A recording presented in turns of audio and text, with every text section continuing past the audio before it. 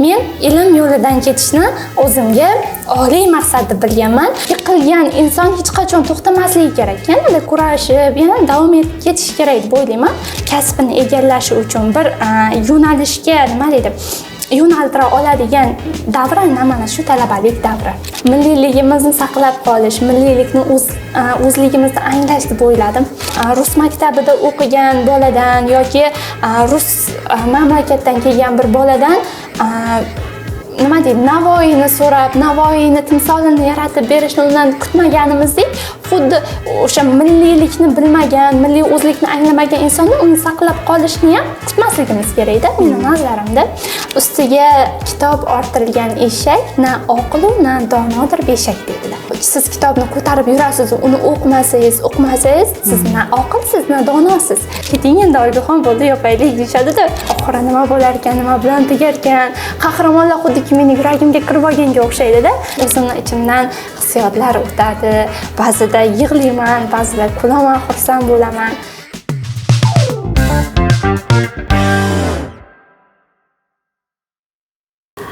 Assalomu alaykum. Bugungi davra suhbatimizning aziz mehmoni Aniq va ijtimoiy fanlar universitetining filologiya o'zbek tili yo'nalishi bo'yicha 1-kurs talabasi Komilova Oygul Vohidjon qizi. Yana bir bor assalomu alaykum. Bugungi davra suhbatimizga xush kelibsiz. Assalomu alaykum, xush ko'rdik, rahmat. Hozirgi kunda Aniq ijtimoiy fanlar universitetida 3000 ga yaqin talabalar tahsil olmoqda. Biz aynan bugungi suhbatimizda sizni chorladik. Rahmat, juda ham xursand bo'ldim. Bizga ma'lumki, sizni ilmga chanqoqligingiz, tengdoshlaringiz ichida xulq-atvoringiz, bilimga chanqoqligingiz, tashabbuskorligingiz bilan ajralib turasiz. Bunga sabab nimada? Har bir insonni o'zini oldiga qo'ygan maqsadi bo'ladi va mana shu maqsadlari tomon harakat qiladi. Men oldimga qo'ygan maqsadlarim juda ham katta maqsadlar va mana shu maqsadlarga erishish uchun men ilm yo'lidan ketishni o'zimga oliy maqsad deb bilganman va o'zim uchun qoida sifatida Alisher Navoiyning bir qit'asini o'zim uchun qoida qilib olganman. Kamol et kasbkim olam uydan, senga farz o'lmag'ay g'amnok chiqmoq. Jahondan notamom o'tmak beayniq, erur hammomdan nopok chiqmoq deydilar Mir Alisher Navoiy. Va bu qit'asi orqali aytadiki, sen bu hayotda o'zingni ilm yo'lida komillikni kasb qil deydi. Va bu komillik orqali sen deydi, o'zingga hayoting davomida bir o'rin egallaysan. Agarki sen hayotdan notamom inson bo'lib o'tsang deydi, xuddiki hammomda nopok inson kabi chiqqandek bo'lasan deydi. Men mana shu nopoklikdan o'zimni saqlash uchun ilm yo'lidan ketaman har doim va hozirgi kungacha 2020-yildan buyon turli xil tanlovlarda qatnashib kelaman. Til bilimdonlari, Yosh kitobxon ligasi kabi bir qancha respublika ko'rik tanlovlarida qatnashgan. Avdio insho, shuningdek insho ko'rik tanlovlarida qatnashib kelaman. Bu bilan o'zimni har bir sohada, har bir yo'nalishda o'zimni sinab ko'raman. Bizga ma'lumki, jadidlar tanlovida ham siz qatnashdingiz, to'g'rimi? Shunday, universitetda fevral oyi jadidlar ko'rik tanlovi bo'yicha insho ko'rik tanlovi bo'lib o'tdi va bu ko'rik tanlovda universitet bo'yicha birinchi o'rinni egalladim va respublika bosqichiga chiqdim. Respublika bosqichida faxrli o'rinni egalladim. Barakalla. Nega aynan shuncha nodavlat universitetlardan siz Aniq ijtimoiy fanlar universitetini tanladingiz? Sabab nimada? Umumiy o'rta ta'lim maktabini 2023-yilda 6 medal bilan tamomlaganman va davlat imtihoniga topshirganman. Davlat imtihonidan yiqilganimdan keyin 1 yil mobaynida yanada qattiqroq harakat qilib, kelasi yilga Xudo xohlasa yana universitetga topshirish rejasi bo'yicha davom etganman va 2024-yilda yana davlat imtihoniga topshirdim va yana yiqilganimdan keyin hayotda bilasizmi, menda bitta narsa bor. Yiqilgan inson hech qachon to'xtamasligi kerak. Yanada kurashib, yana davom etib ketish kerak deb o'ylayman va o'zim uchun shu narsani shior qilib olganim uchun harakatdan to'xtamadim. Mayli dedim, bu nasib bo'lmagan ekan, Xudo xohlasa bundan zo'rida o'qiyman deb o'zim uchun maqsad qilib oldim va ijtimoiy tarmoqlar orqali aynan Aniq va ijtimoiy fanlar universitetining reklamasini ko'rib qoldim va universitet haqida qiziqdim. 2022-yilda faol faoliyatini boshlagan ekan. Bu universitetda hozirgi kunda 3000 ga yaqin talabalar mavjudligi, shuningdek 100 dan ortiq professor, o'qituvchilar borligi, zamonaviy texnologiyalar bilan rivojlangani meni yanada ishtiyoqimni orttirdi va mana shu universitetda tahsil olishni o'zim uchun bir maqsad qilib qo'ydim va universitetga o'z hujjatlarimni topshirdim va alhamdulillah mana eng zo'r universitetlardan birida o'qib kelmoqdaman. Juda ham yaxshi. Nega aynan o'zbek tili filologiyasi va o'qituvchilik kasbini tanladingiz? Yoshligimdan qiziqaman o'qituvchilik kasbiga, ya'ni bunga buni eng oliy anaqasi sababchisi mening birinchi ustozim bo'lgan. Esingizda bo'lsa, oktyabr oyida ustozlar haqida insho ko'rik tanlovi bo'lib o'tdi va aynan mana shu ustozlar haqida birinchi ustozim haqida men ustozimga maktub inshosini yozdim va birinchi ustozimga maktub yo'lladim. Birinchi ustozim sababchi bo'lgan o'qituvchilik kasbini tanlashimga. Yoshligimda ota-onam qarshilik qilishgan, qo'y nima qilasan, boshqa kasbni egallasangchi yaxshiroq bir mavqeda deb o'ylashgan. Xuddi hozir esingizda bo'lsa, avval o'qituvchilarda juda unchalik e'tibor berilmagan, o'qituvchilik kasblariga mavqe ham juda unaqa baland bo'lmagan, lekin mana hozirgi kunda o'qituvchilar juda ham eng oliy sharafli kasblardan biri sifatida namoyon bo'lib kelmoqda va o'qituvchilik kasbini tanlashimga shu sababchi ustozim bo'lgan. O'zbek tili yo'nalishini tanlashim yoshligimdan o'sha ona tili va adabiyot fanlariga qiziqib kelishim va she'r yozishlar va hikoya yozishlarga juda ham qiziqishim sabab bo'lgan. Hozirgi kunda tilshunoslik fani bo'yicha yo'nalishi bo'yicha davom etmoqchiman va o'zbek tilini rivojlantirish uchun o'z hissamni qo'shish niyatim bor. Inshaalloh hozirgi paytda o'zbek tili bilsangiz, mavqei jihatidan to'g'ri odamlar nima deydi, ulug'lashar, lekin bu hammasi tilda, amalda yo'q. Ko'ryapmizki, hozir ajnabiy tillar kirib kelyapti. Chet davlatlardagi tillarning ya'ni o'zlashgan tillarni o'sha o'z tilimizga bo'lgan nima deydi, hurmati juda ham pasayib ketyapti-da va so'zlashuv nutqimizda ham ana shu ajnabiy so'zlardan ko'p foydalanyapmiz. Mana shu so'zlarni kamroq ishlatishimiz va o'zbek tilini yanada amalda ham balandroq mavqega ko'tarish, rivojlantirish albatta o'zimga zimmamga olganman. Mana shu narsani inshaalloh o'zbek tilini rivojlantirish uchun o'z hissamni qo'shaman. Bu oliy maqsadim. O'zingizni 5 yil ichida qanday tasavvur qila olasiz? Hozirgi kunda onlayn ta'lim beraman. O'zbek tili hamda adabiyoti fanidan 30 ga yaqin talabalarim mavjud va inshaalloh kelajakda 5 yildan keyin mana shu universitetda bakalavr yo'nalishini tugatib, magistratura bosqichida o'qiyotgan talaba sifatida va ko'pgina o'quvchilarning sevimli ustozi sifatida o'zimni gavdalantira olaman. Xohlasa.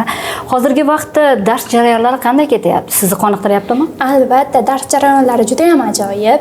Darsda o'qituvchilarimizning salohiyati juda ham zo'r. Hammasi o'zining fanlarini professori, boya aytganimdek, va o'qituvchilar bizga har tomonlama nafaqat gapirib, balki eshitib, bizdirib va nafaqat ko'rdirib, mana zamonaviy texnologiyalar bilan rivojlangan proyektorlar mavjud xonalarimizda. Mana shular yordamida slaydlar, taqdimotlar qilib, o'qituvchilar hammasi o'z bilimlarini yanada bizga yaxshiroq o'rgatib berish uchun hammalari harakat qilishyapti. Kattakon rahmat aytaman. Hozir fursatdan foydalanib aytib o'tmoqchiman. Hozirgi bizga berayotgan bilimlari uchun juda ham minnatdorman o'qituvchilarga. Juda ham yaxshi. Talabalik davri siz kutganday bo'lyaptimi?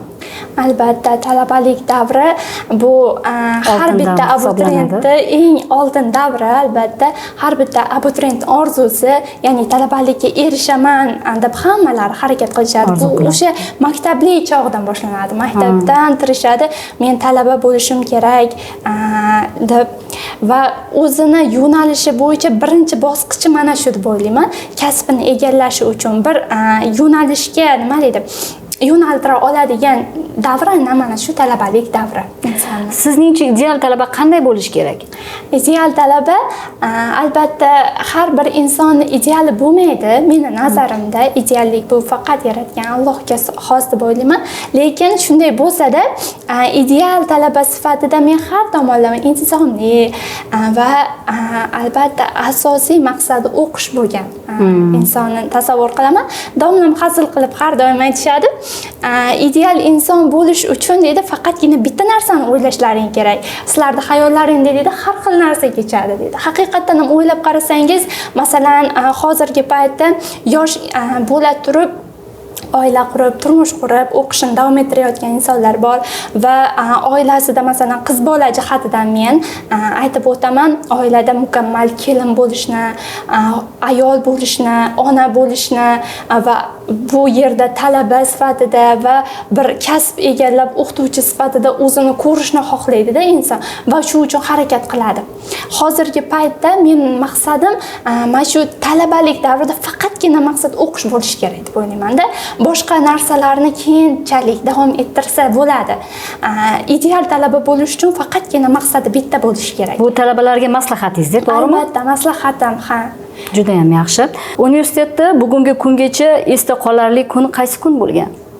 Sizningcha? Har kunim esda qolarli kun, lekin uning ichida eng ajoyibi milliy kun bo'lib o'tgan kun bo'ldi. Sababi qizlarimiz, yigitlarimiz, nafaqat talabalar, balki o'qituvchilar ham milliy libosda kelishib, hammalari bu asosiy sabab nima? Milliyligimizni saqlab qolish, milliylikni o'zligimizni anglash deb o'yladim. Va bilasizmi, hozirgi kunda milliylikka juda ham e'tibor qaratilyapti. Albatta, masalan, rus maktabida o'qigan boladan yoki rus mamlakatdan kelgan bir boladan nima deydi, Navoiyni so'rab, Navoiyni timsolini yaratib berishni undan kutmaganimizdek, xuddi o'sha milliylikni bilmagan, milliy o'zlikni anglamagan insonni uni saqlab qolishni ham kutmasligimiz kerak-da, mening nazarimda. Va milliylikni saqlab qolish albatta mana shu milliy kiyimlarimizni kiyib, mana shu milliylik qon tomirlarimizda bo'lishi uchun albatta buni namoyon qila olishimiz kerak. Mana shu menga juda ham yoqdi. Mana hozirgi kunda har juma tashkil qilingan milliy libosda kelish universitetda o'qituvchilarimiz hammalari dars jarayonlarida ham milliy libosda dars jarayonlarini olib borishyapti. Juda ham yaxshi. Navbatdagi savolim, qaysi sport turi bilan shug'ullanasiz? To'g'risi, sport turi bilan uncha shug'ullanmayman, lekin kundalik davomida yurish bilan shug'ullanaman. Albatta yurish ham foydali. Ko'pincha universitetdan qaytayotganda piyoda ketishni afzal ko'raman, avtobusdan ko'ra, va piyoda ketaman, ko'proq piyoda yurish bilan shug'ullanaman. Juda ham yaxshi. Bo'sh vaqtda talabalar asosan bizning kutubxonada o'tirishadi, kitoblar mutolaa qilishadi. Siz aynan nima bilan shug'ullanasiz? O'quv jarayonlar boshlangandan beri kutubxonada bo'sh vaqtlarim, chunki kitoblar juda ham ko'p. Va kitoblar, elektronik kitoblar, xohlagan kitobimizni topib olishimiz mumkin kutubxonadan. Darsdan keyin bo'sh vaqtim kutubxonada o'tadi, badiiy kitob mutolaasi bilan shug'ullanaman. Va Sa'diy Shirozning bir bayti borda, ustiga kitob orttirilgan eshak na oqilu na donodir beshak deydilar. Ya'ni siz kitobni ko'tarib yurasiz, uni o'qimasangiz, siz na oqilsiz, na donosiz.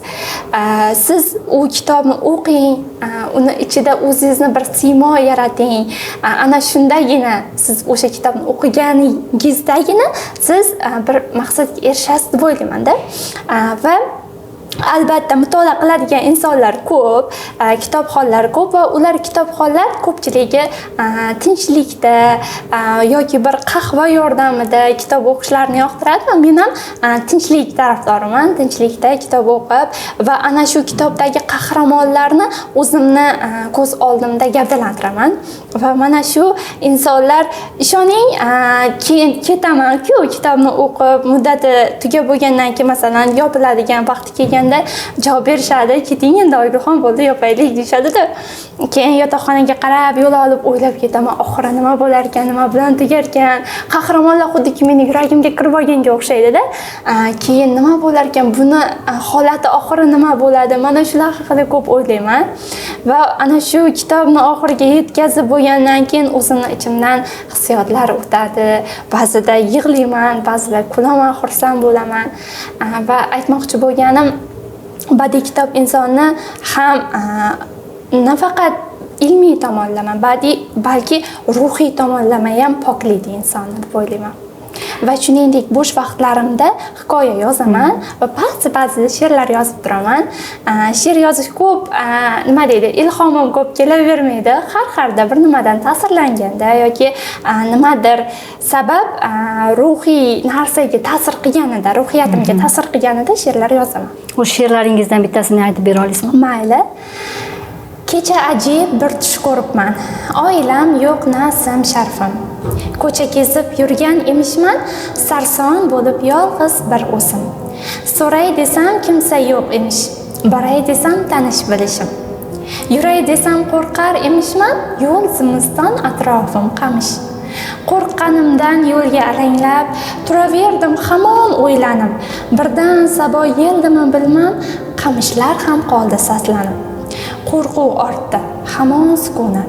Angladimki yurishim kerak. Oyoq bosdim yengil qadamda, shu yo'l bilan borishim kerak. Ketayapman, yo'l oxiri yo'q. Kirib qoldim bu yo'lga qanday? Savollarim ortib bormoqda, javob berar kimsa yo'q netay. Qiyin ekan yolg'izlik juda. Yashashga ham sabab topilmas. O'lsam balki bundan yaxshiroq, hech qaysi bir eshik yopilmas. Uyg'ondim-u turdim o'rnimdan. Oilamning yoniga shoshdim.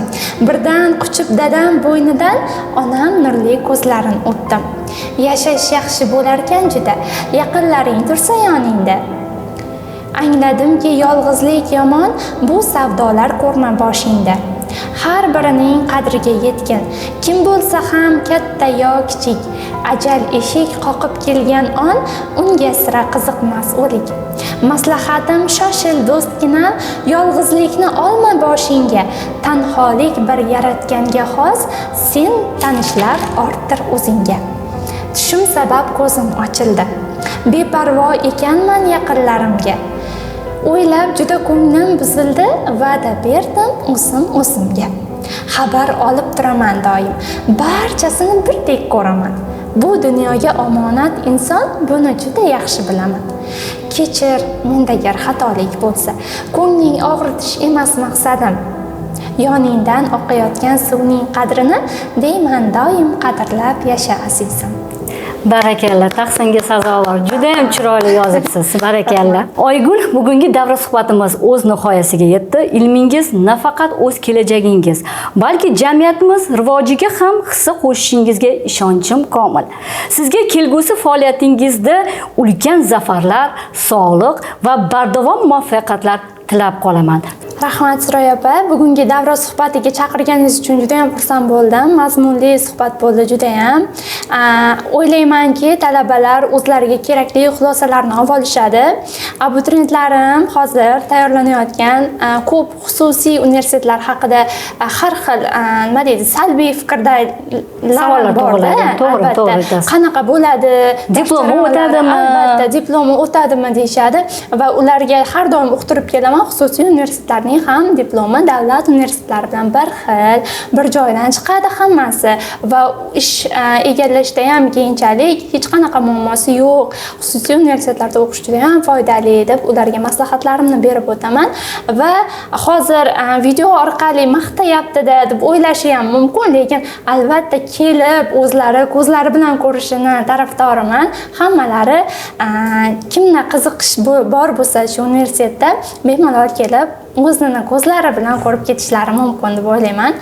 Bizni tomosha qilayotgan tomoshabinlarga maslahatim va taklifim shuki, universitet bo'yicha nima savollari bor bo'lsa bemalol universitetga tashrif buyurib, o'zlari hol soni javoblarini olishi va albatta o'z ko'zlari bilan sharoitlarni ko'rib ketishlari mumkin.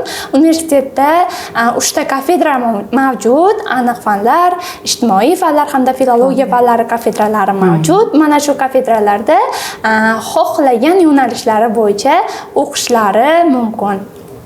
Sog' bo'ling.